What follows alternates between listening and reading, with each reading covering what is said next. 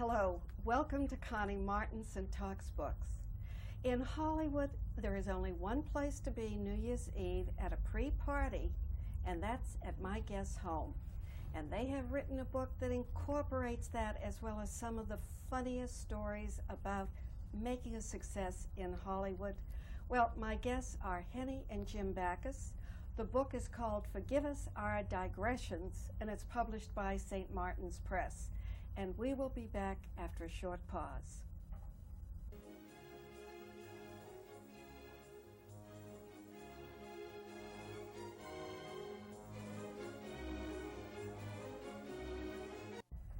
Welcome back. We're coming to you from the L'Hermitage Hotel in Beverly Hills, from one of the penthouse suites.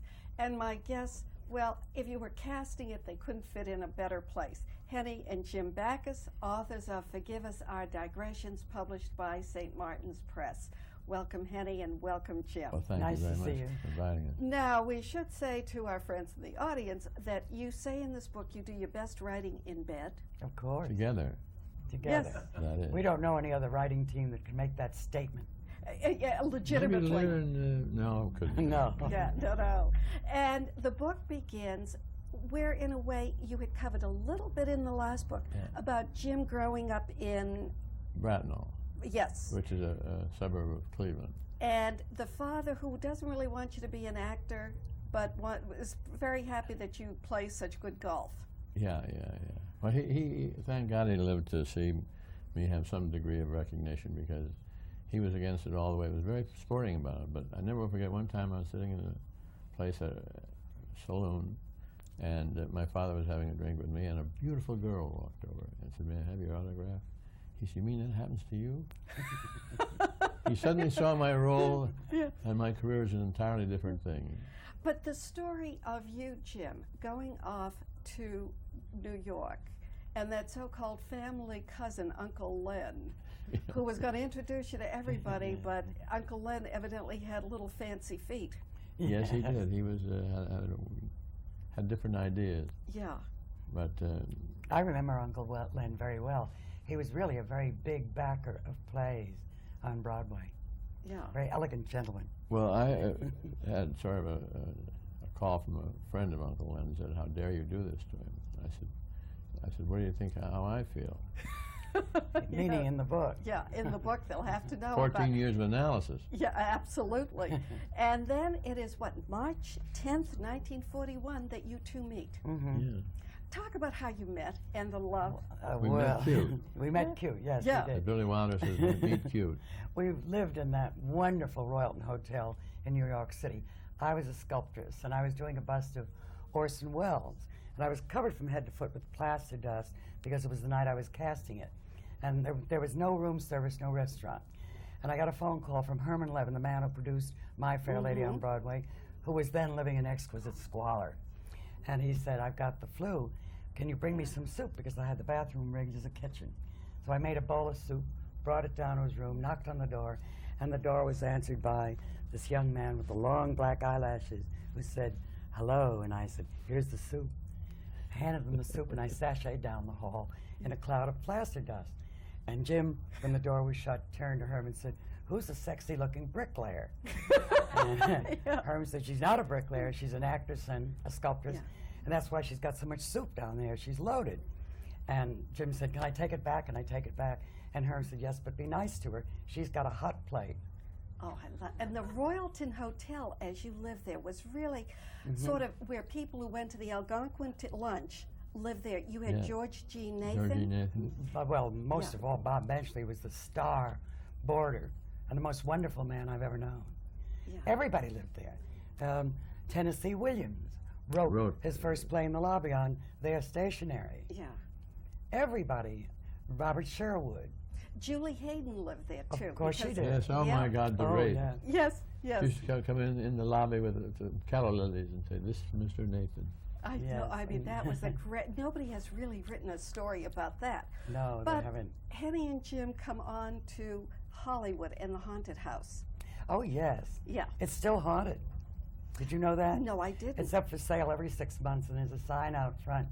And one day, we were going to a party at Darren McGavin's. Jim was already there, and I was late. and it was sunset, and the house was right across the street. And just at that moment, Merv Griffin got out of his car, and I said, Merv, there's that house you keep telling me to talk about on the show. He said, where? We went up the street, and there was a sign that said, this house is possessed by the government. It was for sale in some kind of government sale. And I said, we have to get a camera right away and get a picture of this house is possessed. I went all the way back to Bel Air, got the camera, and came back, and it was dark. And the next day it was gone. There may be a reason, but we're going to take a short pause, and we'll be back with our guests, Henny and Jim Backus, author of Forgive Us, Our Digressions, published by St. Martin's Press.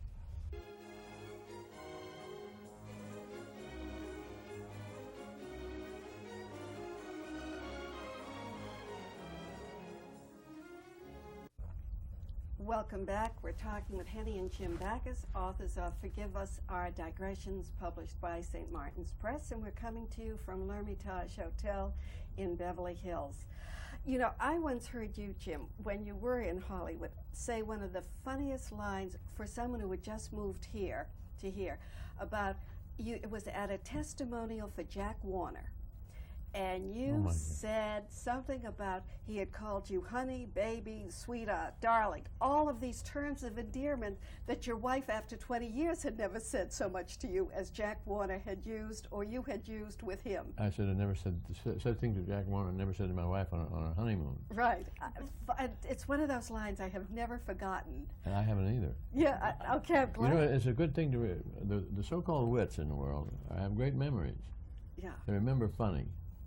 Because a lot of the so-called wits will only say 3 or 4 funny things in a lifetime. You're lucky if you get 4. Mine is don't serve members of the armed forces. Yeah. And the George G. Nathan with the tea.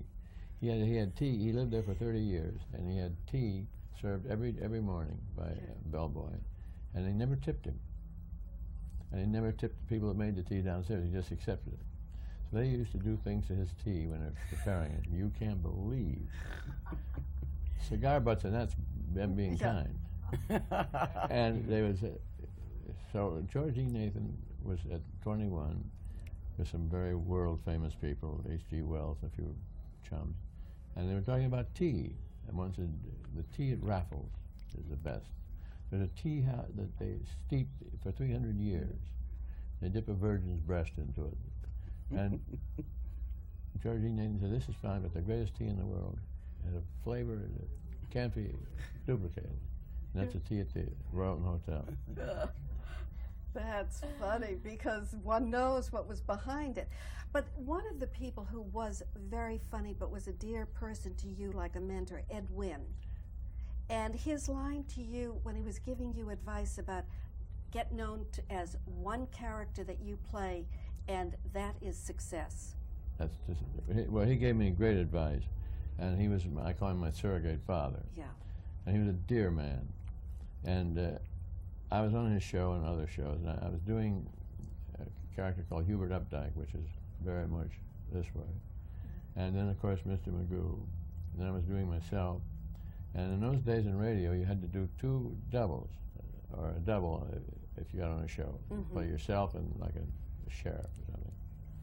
So he said, you're spreading yourself too thin. He said, you got to be one character. You got to pick one right now or forget about being a star. He said, you'll dazzle people with your footwork, but he said, think back, think. There's Fred Allen, he's Fred Allen. Jack Benny, Jack Benny. George Burns, George Burns. Bob Hope, Bob Hope. On the other side of the ledger, we have, who's the guy? Which guy? Ma Frickard. Oh, yeah. Yeah. Jonathan Winter. Yeah, I'm not putting him down. He's more talented than any of the other fellows, but that isn't the way it pays. So I kind of took half his advice. But had I really, I think, stuck with one, and that would be my...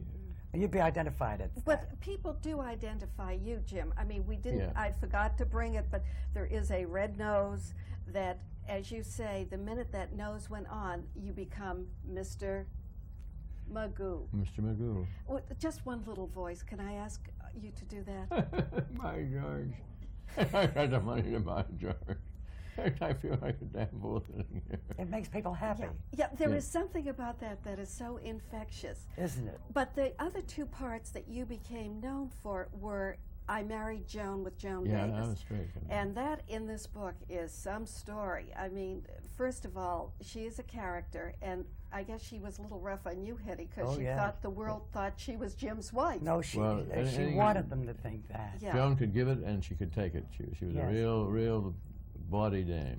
Yeah. So anything I've said or written with Henny's permission is true, and nothing I'd apologize for. And if Joan were alive, I'm sure she would be the first to laugh. Yeah, she comes out as a woman who was a survivor. Boy, and as how. a woman alone in Hollywood at any time, to survive and be a star, that was something. Although, who was her competition? Lucy, that she always, if Lucy got pregnant, she wanted to get pregnant. Meanwhile, do you... She looked at me when Ruthie got pregnant. And what did she say? Ruthie was getting a lot of publicity. Yeah. So. Then the other part, Jim, of course, is Gilligan's Island. And for all of those who see the reruns and think, aha, Jim is getting the residuals for Thurston Howell, forget it. Nothing. Nobody did. Nobody did. Yeah. That was the Has era. gotten a nickel. Yeah. Although there was something called Rescue from Gilligan's Island. Directed by...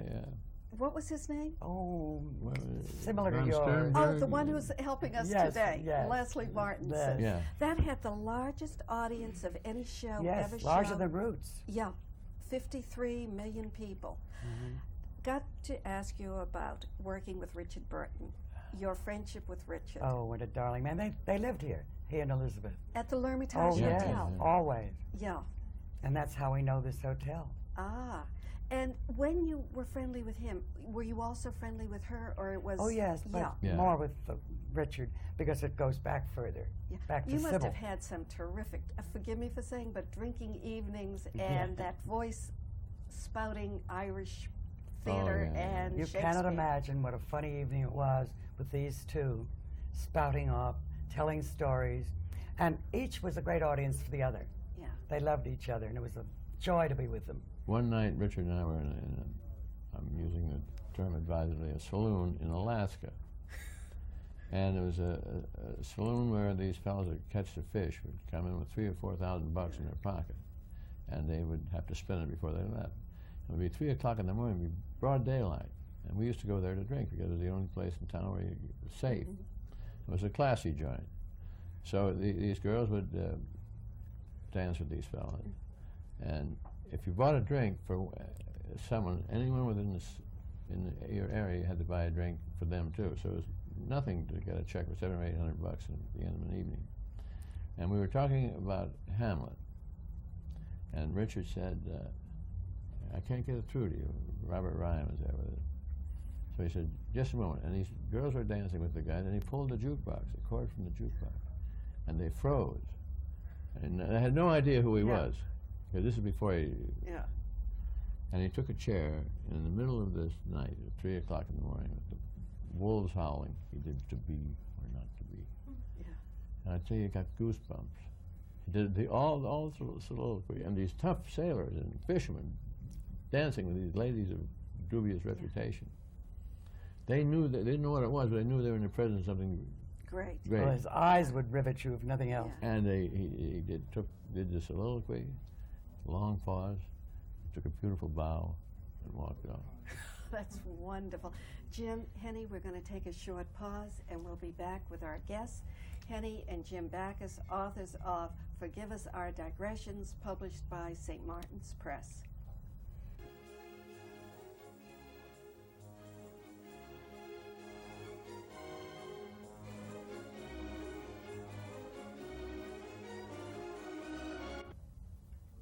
Welcome back. We're talking with Henny and Jim Backus, author of Forgive Us Our Digressions, published by St. Martin's Press.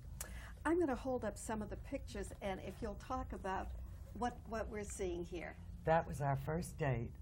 I was wearing a mantilla with 2 roses, and Jim bought me flowers. I'm literally covered with flowers. Below that, Jim's mother and father on vacation. Beautiful people, weren't they? Yeah. And then that's a still with Leslie Caron, her first movie, which she learned phonetically. She spoke no English. Mm-hmm. And below that is Jim as a lawyer and Jane Fonda in Otto Preminger's movie, Hurry Sundown, I was going to say, Yeah. hold down. on location in the South somewhere. What made you decide, I mean, because your household has pictures galore, what makes you decide what you will put in this book? I don't know. They're pretty representative of different periods of our lives, I think. Yeah. And the people who are in the pictures. You spent Make it a lot interesting. of time in Italy, in Rome. Oh, yes. Yes, Yeah. yes. What picture was that in Rome, Jim? There were a couple of them. Oh, the one we did together? Yeah. Magic Carpet. Tune in at 3:30 in the morning. Henny, you got time to tell us all that? My Italian? Yeah, Italian Yeah. story. Have I got time? I'll bring the nose next time. You. All right. Is this the one with Yes. I can get it for you Yes. cheaper? Yeah, I yeah. love that story. Italian. Quickly? Right. Well, a long time ago, the first time we were ever in Italy, I was upstairs changing for dinner, and Jim was down in the lobby, entirely surrounded by lady tourists who were getting his autograph, when a hand shot into the crowd and grabbed him by the wrist and pushed, pulled, and propelled him back of a post behind a potted palm. Now, this lady was the antithesis of the lady tourist. She was wearing mesh hose and a micro-mini skirt, and her eyelashes swept the floor. And Jim didn't understand. He said, can I give you my autograph? And she said, I would like a autograph on American a check. And Jim said, I don't understand. She said, you come with me, baby. I show you Rome. And Jim said, catching on, what do you charge for your favors? And she said, $500 American dollars. And Jim, knowing the only way to get rid of her would be to insult her, said, $500, I'll give you 5. So she screamed and stalked out into the night and made the sign of the horns at him as on her way. About 15 minutes later, Jim and I were having a pre-dinner drink in the bar, in the hotel bar, and the same lady, still on the prowl, stuck her head in the door and cased the room and stalked over to Jim, and pointing at me, she said in a voice of thunder, see what do you get for $5? That's a great story. Henny, you're stuck with it. It's my ad. One other, speaking of that sort of a story, is the Jose Ferrer story with The Great Man, and the story of making that into a television play in New York. No. Working on that in New York with Jose Ferrer. No, we made a movie, The movie called of The it, Great yes. Man. That was which- supposedly, wasn't that Arthur Godfrey? Yes, yes. Oh, yeah, yes. Yeah. Yes, it was supposed to be Arthur Godfrey. That's a cult picture. Yeah, Yeah. it's still playing. It's still playing somewhere. It played for a year in New York. It never did well. They didn't give it a chance. Yeah. It was Universal, and they were stuck with Abbott and Costello syndrome. Yeah, that was a very touching movie. It He's was like It was a fine. hell of a Spirit movie, wasn't it of- great? And yeah. Henny was wonderful. You remember she played the Yeah. lady that came to the funeral to get the samples? Right, yeah. You know, wonderful Ferrer is one of picture. the finest directors I've ever worked for. Yeah. Or you. No, Les Martin's. And I said we're one gonna- of. One of. One of. And we're going to take a short pause, and we'll be back with our guests, Henny and Jim Backus.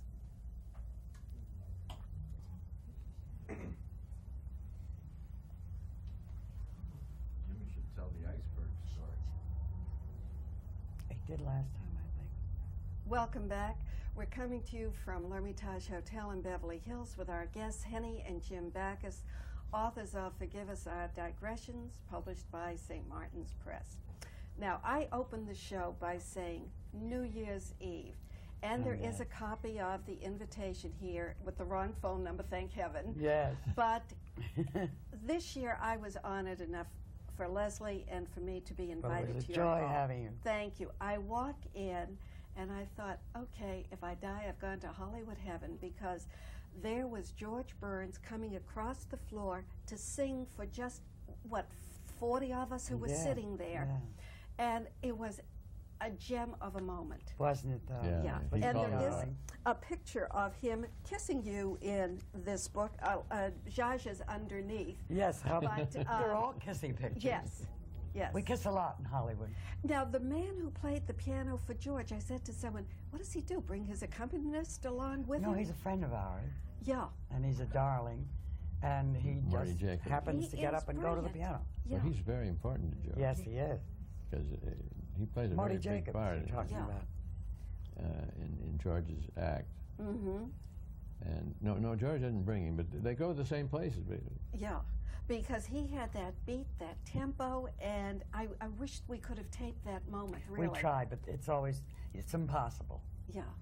It's too noisy at Was parties. Danny Thomas?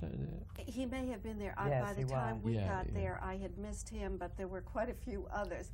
And always outside is the sign, which you have in the book. What are you doing after the orgy? Yes. Which was the name of our second book. There's a great big poster, and we change the date every year. Mm-hmm. So welcome to our house.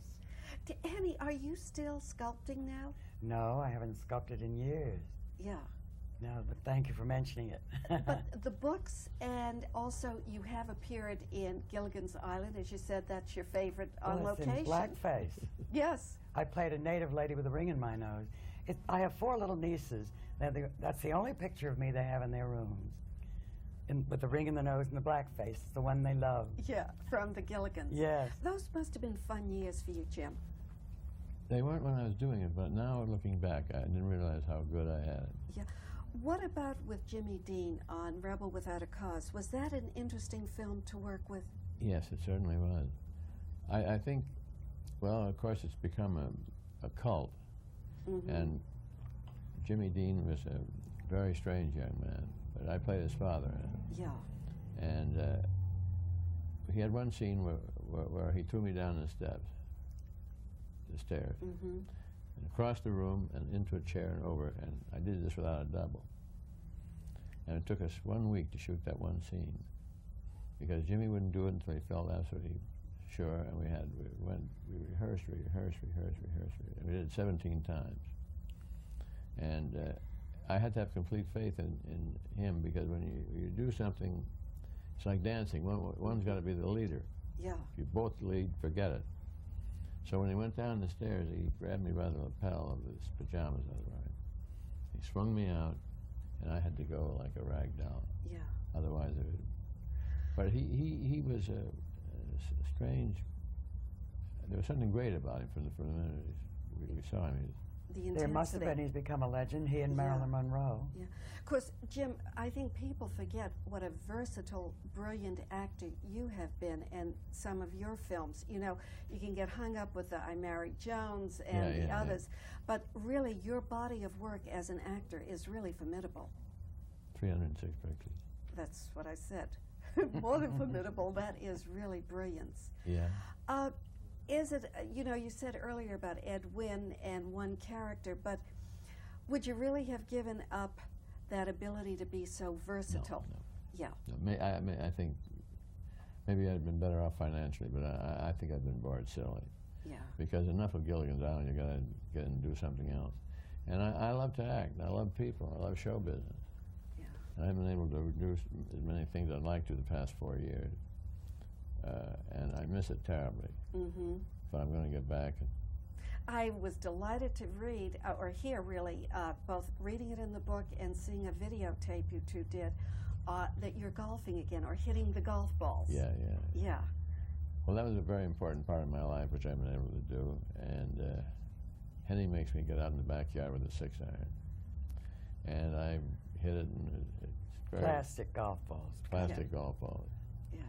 And it's kind of disappointing, but Well, you know, the worst part of being an athlete or athletic at a certain point, I mean, I'm watching the Olympics and I figure skated, is in my head. you? Oh, yeah. In my head, I mean, like you with the golf, you could probably do birdies and bogeys and all the rest of those words. I'm glad I swim. Yeah, oh, You can do that forever. that's right, that's right. But when you start to go out, the body doesn't behave what the mind wants No, it I to know. do. No. Yeah. Jim, you're also very honest in this book about the years with analysis. Does that help you as an actor, that understanding even of your own foibles? yes, I do. I think it dredges. First of all, it makes you more open, Yeah. because because you've laid it all on the counter before. So I think yes. Yeah. It was very important in Rebel Without a Cause, because we had a psychoanalyst on the set. Oh, really? I didn't know that. And we discussed the backgrounds of the people we were playing until we got Yeah. it down perfect. Fascinating. Will you autograph my book for me? Oh, It my is a gosh. funny, brilliant book. And I thank you both for coming. And I'd like to present you with L'Ermitage's secretary in a box, as you do Why, through a thank tour. you very much. And also their lovely cologne for Oh, women my. and for men. I didn't expect presents. Thank you, Connie. I didn't expect such a funny, wonderful book. If you would like a copy of our publication, Good Books, write to me, Connie Martinson, P.O. Box 69, 1640, Los Angeles, California, 90069. We'll tell you about some other books we've liked recently, and look for our column in Beverly Hills Today, California Press Bureau's newspapers. Meanwhile, support your local library. Go in and look up Backus versus Backus, or Backus Fights Back was the name of it. A little more heart or sympathy, but another version. This is the funny book, as well as an organization called Reading is Fundamental, helps children learn to collect books, and we'll see you next week. Thank you so very much, Jim. Henny? Oh, so Thank you, nice to girl. see you again.